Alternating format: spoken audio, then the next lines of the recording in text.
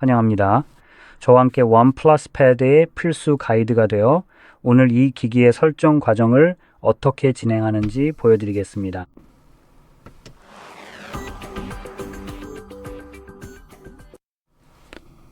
이제 설정 과정뿐만 아니라 설정이 끝난 후에 개인정보 보호와 이 과정과 관련된 다른 사항들에 대해서도 이야기하고 싶습니다. 만약 그런 부분에 관심이 없으시다면 제가 그 이야기를 시작할 때 미리 말씀드릴 예정입니다. 그러니 그 부분은 그냥 건너뛰셔도 됩니다. 어쨌든 시작하려면 먼저 화살표를 클릭하면 됩니다. 여기서 할 수 있는 거는 그것뿐입니다. 그리고 나서 목록에서 원하는 언어를 찾으세요.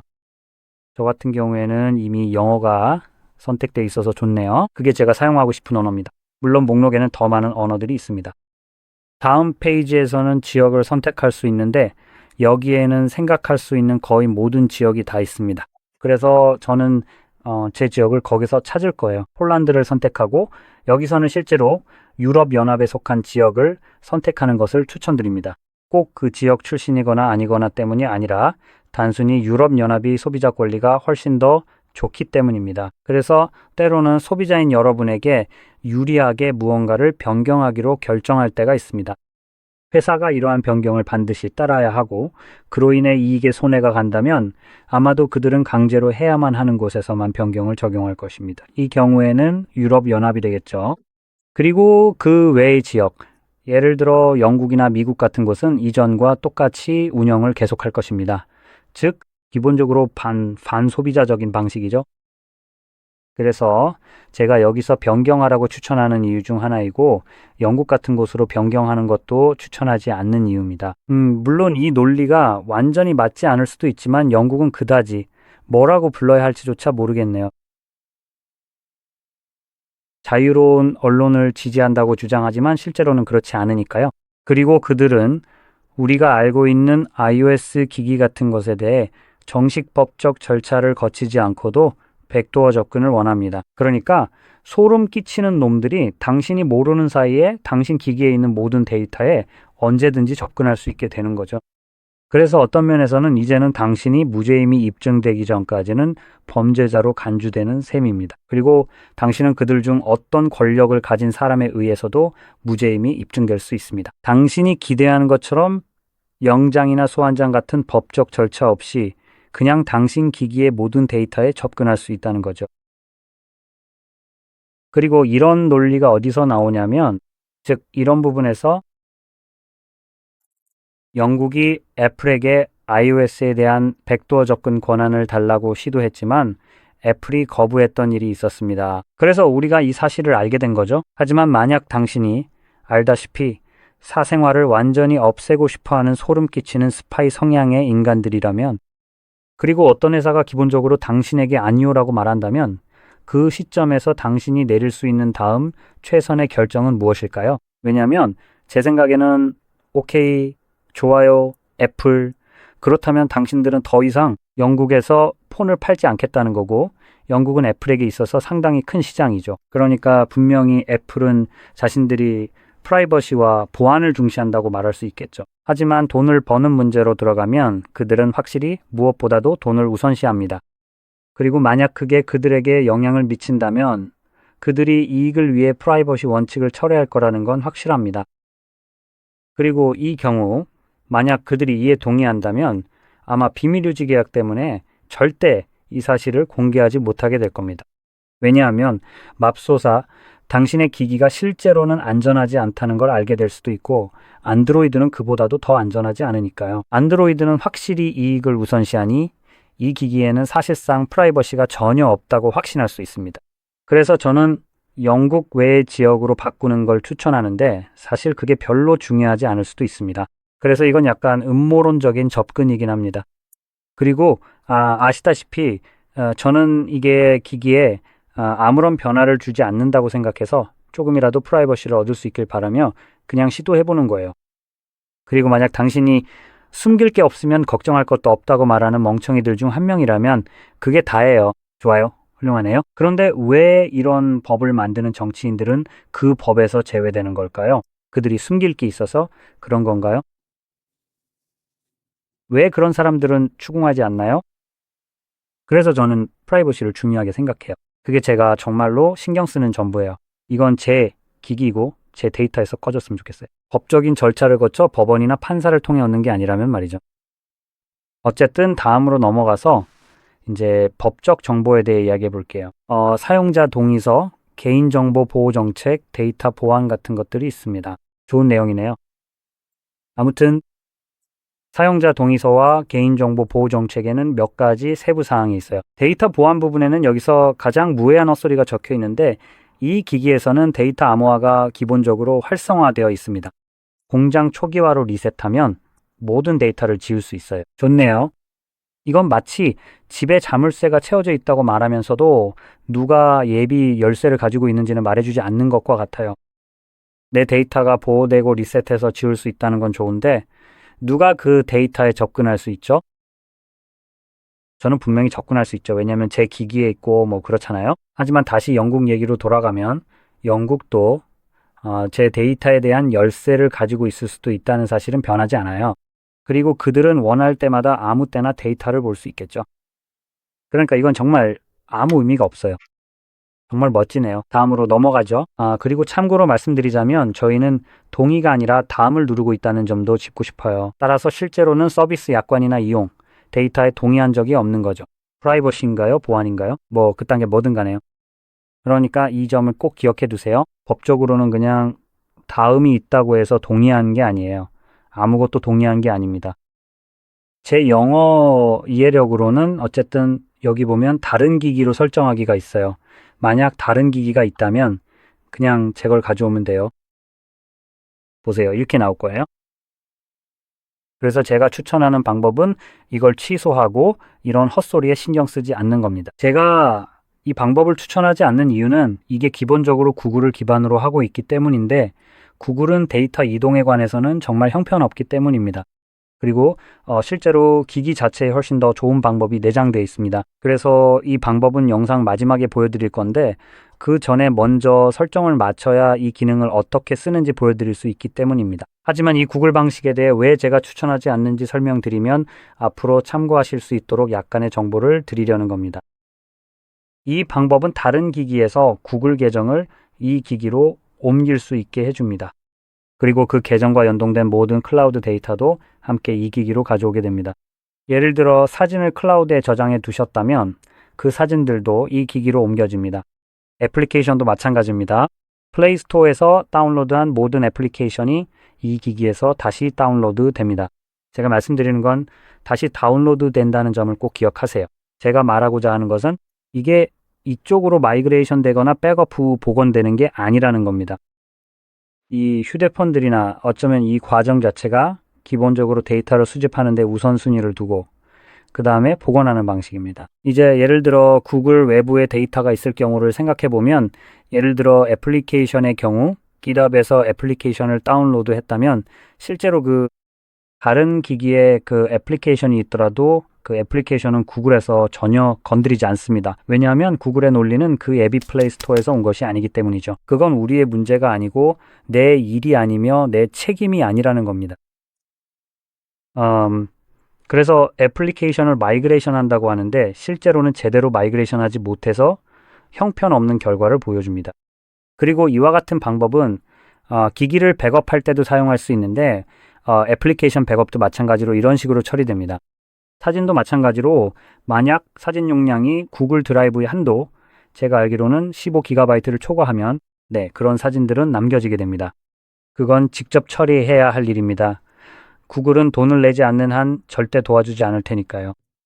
그래서 말씀드렸듯이 정말 끔찍하고 제대로 된 마이그레이션도 아니기 때문에 이제 이 부분은 건너뛰겠습니다.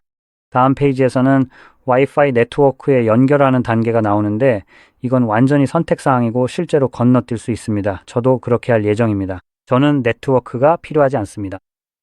다음 잠금 해제 방법으로는 비밀번호와 얼굴 인식이 있습니다. 두 번째인 얼굴 인식은 생체 인식 방식입니다. 하지만 생체 인식은 100% 신뢰할 수 있는 것은 아닙니다. 그래서 실제로 기기가 핀, 패턴 또는 비밀번호 중 하나를 반드시 선택하도록 강제합니다. 이 세 가지가 바로 여기 비밀번호 옵션 아래에 있습니다. 얼굴 인식으로 기기 잠금 해제에 실패하더라도 언제든지 핀 패턴 또는 비밀번호를 사용해 안전하게 잠금을 해제할 수 있습니다. 이제 저는 화면 잠금만 선택하고 패턴을 고르겠습니다. 중요합니다. 잠금 화면 비밀번호는 복구할 수 없습니다. 좋아요. 계속 진행하겠습니다. 이제 패턴을 그리고 한 번 더 반복해서 입력하면 설정이 완료됩니다. 이제 다음 페이지로 넘어갈 수 있습니다.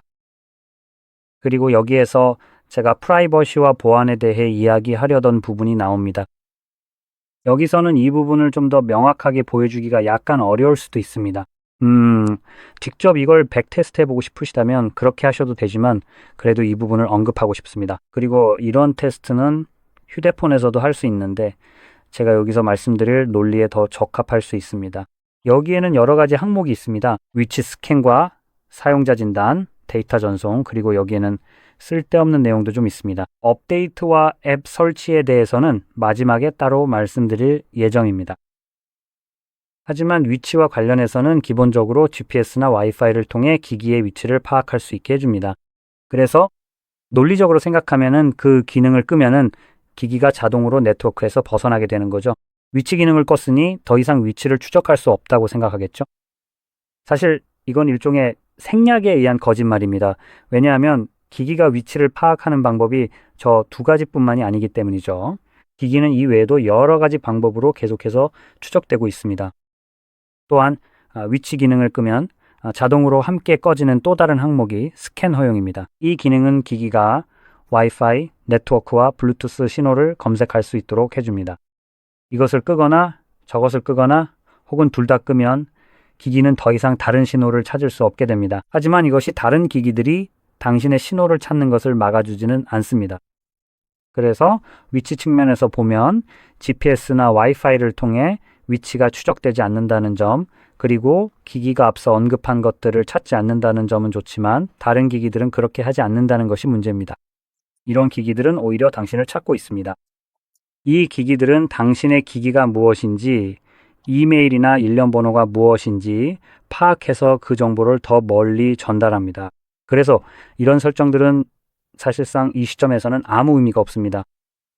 그리고 마지막으로 사용자 및 진단 데이터 전송이 있는데 이 옵션을 끄면 자동으로 해당 기능이 비활성화됩니다.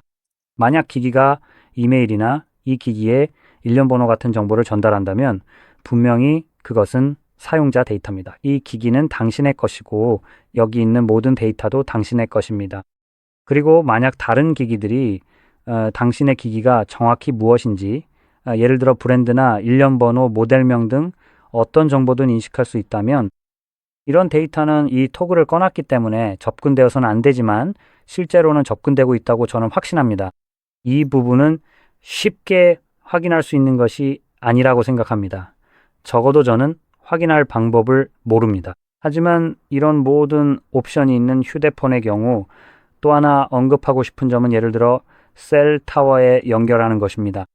왜냐하면 예를 들어 이런 모든 옵션을 껐을 때 기술적으로는 기기가 위치를 파악당하지 않아야 하고 어떤 것에도 연결되지 않아야 하며 어떤 정보도 전송하지 않아야 하잖아요. 그러니까 우리 모두 지금 이 모든 걸 꺼놨잖아요. 더 자세히 읽어보면 실제로 그렇게 명시되어 있지는 않지만 설명이나 제목만 보면 그렇게 생각하게 됩니다. 그렇게 암시하는 거죠. 어쨌든 그렇다면요. 이렇게 말씀드리면 휴대폰에 심카드가 없거나 와이파이에 연결되어 있지 않아도 휴대폰을 들어서 911에 전화하면 연결이 됩니다. 누군가 전화를 받을 것이고 그들은 또한 여러분이 대략 어디에 있는지도 알 수 있습니다. 기기가 연결되는 셀타워가 여러분이 모르는 사이에 여러분의 정보를 전달하고 있기 때문입니다. 혹시 여러분의 정보를 직접 전달하지 않더라도 셀타워는 분명히 그렇게 하고 있습니다. 그래서 예를 들어 GPS만큼 정확하지는 않을 수 있지만 그래도 셀타워 근처 범위 내에는 위치가 잡힙니다. 그래도 꽤 정확하다고 할 수 있습니다. 그리고 마지막으로 업데이트와 앱 설치가 있는데 이건 기본적으로 업데이트를 설치하거나 앱을 삭제하고 관리할 수 있는 약간의 부가 기능을 제공합니다. 이제 별로 대단한 건 아니고 여기서 좀 말도 안 되는 부분은 OTA 업데이트에 대해 전혀 언급하지 않는다는 점입니다. 아마 여러분은 그게 뭔지도 모를 거예요. 아마 이 용어를 몇 번 들어본 적은 있을지 몰라도 실제로 그게 여러분에게 어떤 역할을 하는지는 잘 모를 겁니다. 그래서 OTA 업데이트는 모든 기기에서 백그라운드로 실행되는 말도 안 되는 프로세스입니다. 그리고 실제로 이 프로세스를 볼 수 있는 추가 애플리케이션이 있는데 이 앱은 애플리케이션 대신 프로세스를 볼 수 있게 해줍니다. 이 프로세스는 여러분이 원하지 않을 수도 있는 것들을 기기에 강제로 설치하는 역할을 합니다. 보통 이건 보안 패치 같은 데 사용되는 걸로 알고 있습니다. 그래서 안드로이드의 어떤 취약점이 발견되어 패치가 나오면 그런 방식으로 여러분의 기기에 푸시됩니다. 그래서 시스템 업데이트를 꺼두면 예를 들어 새로운 안드로이드 버전이나 그런 것들 그리고 애플리케이션 업데이트 같은 것도 받지 않게 할 수 있습니다. 하지만 설정에서 찾을 수 있는 모든 업데이트 관련 옵션을 꺼도 OTA 업데이트는 여전히 작동해서 여러분의 기기를 계속 업데이트할 것이고 심지어 여러분에게 업데이트 중이거나 다운로드 또는 설치 중이라는 알림조차 주지 않을 겁니다. 그래서 여러분은 실제로 이런 업데이트에 대해 전혀 알림을 받지 못하고 확인하거나 볼 수도 없습니다. 그리고 아마도 이미 이런 현상을 경험해 본 적이 있을 텐데 예를 들어 여러분의 기기에서 플레이스토어 같은 애플리케이션이 어느 날 갑자기 전날과 다르게 보이기 시작하는 경우가 있습니다. 비록 여러분의 휴대폰이 해당 애플리케이션이나 안드로이드 자체를 업데이트한 적이 없는데도 말이죠. 그런데도 애플리케이션 자체가 갑자기 외관이나 내부 구성 방식이 바뀌는 겁니다. 이번 경우에는 어타 업데이트를 통해 이런 일이 일어났고 제가 이 이야기를 하는 이유는 또 다른 일이 일어날 예정이었기 때문입니다. 구글이 결국 이 정책을 일부 철회하긴 했지만 이 맥락을 설명드리기 위해 말씀드리는 것. 구글은 2025년에 악성 코드 애플리케이션 문제를 해결하겠다고 발표했습니다. 그리고 그들의 애플리케이션이 있는 플레이스토어에서 이 문제를 해결하는 대신 알 수 없는 출처에서 애플리케이션을 설치할 수 있는 서드파티 마켓에서 이 문제를 해결하기로 결정했습니다. 그리고 그들은 정말 놀라운 방식으로 이 문제를 해결하려고 했습니다. 아니요, 그건 사실이 아닙니다. 바이러스가 있는지 애플리케이션을 검사하는 안티멀웨어나 서비스로 해결하는 것이 아니라 개발자가 구글에 돈을 내고 애플리케이션 서명 권한을 받아야만 서드파티 애플리케이션 설치를 허용하는 방식이었습니다. 그렇지 않으면 모든 서드파티 애플리케이션 설치가 차단되는 것이죠. 실례지만 이게 도대체 무슨 소리죠? 그러니까 기본적으로 구글은 이렇게 하기로 결정한 겁니다. 당신의 기기에서 어떤 자유도 허용하지 않겠다는 거죠. 구글을 우회해서 더 나은 경험을 제공하려는 개발자들이 아니라면 말이에요. 구글은 마치 너네 그런 거 못 써, 미쳤어 라는 식이죠. 우리는 돈이 필요하니까 우리한테 돈을 내든가 아니면 꺼지든가 둘 중 하나야. 그리고 이게 바로 악성 코드 애플리케이션에 대한 해결책으로 제시된 거였습니다. 이제 여러분은 우리가 어디까지 왔는지 궁금할 수도 있겠네요. 그들이 정말로 악성 코드 문제를 해결하고 있는 걸까요? 왜냐하면 악성 코드 앱도 돈만 내면 여전히 서명받을 수 있으니까요. 플레이스토어는 이 문제로부터 어떻게 개선되고 있는 걸까요? 모두 답변되지 않은 정보들입니다. 이제 사람들이 분노한 덕분에 당연히 그럴 만도 했죠. 구글은 일부 정책을 철회했습니다. 그리고 그들이 도입하려는 것은 서드파티 앱 설치 시 부분적으로 불편함을 주는 방식입니다. 예를 들어 제가 매일 사용하는 삼성은 이미 이런 기능을 자체적으로 도입했습니다. 그래서 서드파티 애플리케이션 설치를 차단하는데 이 토글을 꺼서 해제할 수 있습니다. 하지만 알 수 없는 소스와는 달리 앱을 설치하려고 하면 작은 창이 뜹니다. 그리고 그 창에서 설정으로 이동해서 이 기능을 비활성화할 수 있습니다. 예를 들어 삼성이 제공하는 기능은 알 수 없는 소스 위에 추가로 적용되며 비활성화할 수 있도록 바로 이동시켜 주지도 않습니다. 이 기능이 무엇인지 알아야 하고 설정에서 직접 찾아서 비활성화해야 하며 그 다음에 알 수 없는 소스도 비활성화해야 합니다. 그래서 구글이 이 기능을 최종적으로 도입해서 OTA 업데이트를 통해 기기에 적용하면 아마도 제대로 작동할 것이라고 생각합니다. 삼성이 하는 것과 비슷한 방식으로요. 즉, 해당 설정의 이름을 알고 직접 찾아서 꺼야 한다는 뜻입니다. 그리고 누가 알겠어요. 앱을 설치할 때마다 매번 이 설정을 꺼야 할 수도 있습니다. 아마도 최대한 번거롭게 만들려고 할 것 같네요. 자, 이제 이 부분을 넘어갔으니 다음으로 넘어가 보죠. 여기서는 태블릿 준비하기에 대해 다룹니다. 좋아요. 그리고 추천 서비스들이 있는데 이 부분을 살펴보고 원하시는지 확인할 수 있습니다. 그리고 여기서 다음 페이지로 넘어가면 사용자 경험 프로그램이 나옵니다. 이건 사실상 뭐랄까 좀 돌려 말하는 방식일 뿐이에요. 이번 경우에는 원플러스가 기기 경험을 개선하기 위해 여러분의 데이터를 수집하고 싶어 한다고 생각합니다. 이제 여러분은 이 기기에 돈을 지불하셨죠. 그러니까 그들이 원하든 원하지 않든 기기를 개선할 것이고 아니면 그냥 판매가 끊길 겁니다. 그래서 우리는 이 부분에 동의하지 않아도 됩니다. 여러분이 그들에게 데이터를 제공해서 그들이 수익화하거나 소위 말하는 더 나은 사용자 경험 개선을 하도록 할 이유는 없습니다. 그건 그들의 몫이에요. 여러분의 일이 아닙니다. 여러분의 역할은 이 기기를 사고 원한다면 돈을 지불하는 것이었고 이미 그렇게 하셨죠. 그 외의 모든 것에 대해서는 그들이 원하는 데이터를 여러분이 기기를 산 것처럼 그들도 돈을 내고 받아야 합니다. 처음부터 제대로 되어 있지 않았다면 도대체 뭘 산 거죠? 이제요. 다음으로 넘어가서 내비게이션과 버튼, 그리고 제스처가 있습니다. 여기에는 두 가지 모드가 있는데 버튼 모드가 있네요. 네, 뒤로 가기 버튼의 위치를 바꿀 수 있는 옵션이 있어서 오른쪽에서 왼쪽으로 또는 그 반대로 이동할 수 있습니다. 반면에 제스처는 여기에는 지금 아무것도 없네요.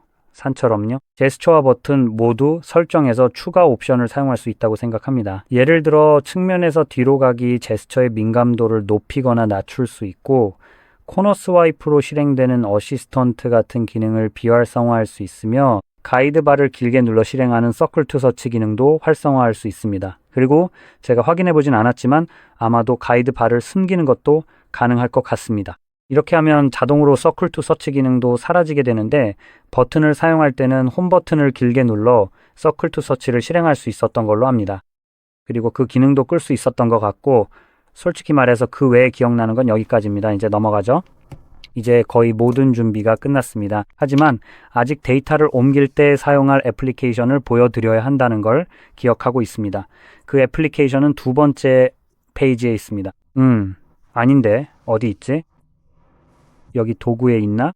아니네. 아, 여기 있다. 바로 여기 있네요. 보통은 도구 폴더에 있습니다. 하지만 태블릿에서는 첫 번째 페이지에 홈 화면에 있고 이름은 클론 태블릿입니다. 이제 실제로 태블릿뿐만 아니라 다른 기기도 복제할 수 있습니다. 예를 들어 OnePlus, Vivo, Realme 또는 어포의 스마트폰이나 태블릿도 복제할 수 있습니다. 이 기기들과 스마트폰에 있는 동일한 애플리케이션을 사용할 수 있습니다. 반면에 스마트폰에서는 이 앱의 이름이 클론 폰으로 표시됩니다. 태블릿이 아니라요. 하지만 이 앱을 통해 두 기기를 서로 연결해서 모든 데이터를 한 기기에서 다른 기기로 옮길 수 있습니다. 그리고 제가 이 특정 애플리케이션을 복제 용도로 추천하는 이유는 이런 앱들이 다른 기기에서 데이터를 훨씬 더 포괄적으로 관리할 수 있는 방법을 제공하기 때문입니다. 이 앱을 사용하면 통화 기록, 메시지, 연락처, 사진, 모든 애플리케이션과 앱 데이터까지 옮길 수 있습니다. 여기서 앱 데이터란 사용 중인 기기에 저장된 정보를 의미합니다. 예를 들어 어떤 애플리케이션을 열어서 다크 모드로 설정했다면 그 설정 자체가 앱 데이터에 해당합니다. 그리고 앱과 함께 그 데이터를 옮기면 선택해 놓은 다크 모드 옵션이 다른 기기에서도 그대로 유지됩니다. 그러니까 이런 기능들을 이용할 수 있는 거죠. 그리고 예전에는 앱 데이터에 로그인 정보도 포함되는 경우가 있었습니다. 그래서 다시 로그인할 필요가 없었죠. 하지만 이 부분이 약간의 보안 취약점이 될 수 있어서 정책이 바뀐 것 같습니다. 어쨌든 제 생각엔 그렇습니다. 그게 훨씬 더 나은 방법일 거예요. 그리고 데이터를 이전 기기에서 이 기기로 옮길 때는 항상 태블릿 복제나 휴대폰 복제 기능을 사용하게 됩니다. 그리고 이 애플리케이션은 삼성 같은 다른 브랜드에서도 사용할 수 있습니다. 애플을 사용한다면 앱스토어나 아니면 플레이스토어에서 다운로드만 하면 되고 똑같이 작동합니다. 그래서 이 방법은 모든 데이터를 한 기기에서 다른 기기로 옮길 때 정말 훌륭한 선택지입니다. 이렇게 모든 설명을 마치며 이 영상이 도움이 되었길 바랍니다. 도움이 되셨다면 좋아요와 구독을 눌러주시고 시청해 주셔서 감사합니다.